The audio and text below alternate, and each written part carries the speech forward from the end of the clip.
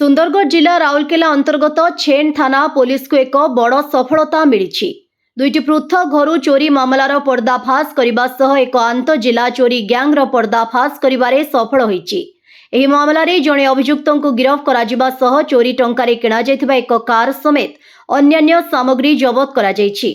सूचना अनुसार छेन थाना अंचल में घटिथिबा दुईटी बड़ धरणर चोरी घटना पुलिस पई एक बड़ चैलेंज सृष्टि करिथिला। राउरकेला पुलिस एक स्वतंत्र टीम गठन करी वैषयिक विश्लेषण, विभिन्न स्थानर सीसीटीवी फुटेज जांच और गुप्त सूचना आधार तदन प्रक्रिया जारी रखिथिला।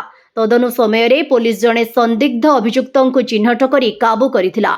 पुलिस जेरा समय रे अभियुक्त निजर संपृक्ति स्वीकार करने सह एक चोरी घटनार आश्चर्यजनक तथ्य प्रदान करिछि। अभियुक्त जनक चोरी मिलिथिबा टंकार एक Maruti Suzuki S Presso car किनिथिबा कहिछि। पुलिस तदंत अनुसार सेही कारटी को जबत करने सह चोरी होइथिबा अन्य समस्त सामग्री जबत करा जाइछि। आवश्यक जांच और आईनगत प्रक्रिया परे उद्धार होइथिबा सामग्री को संपृक्त अभियोगकारी बा मालिक माननकु हस्तांतर करा जाइछि।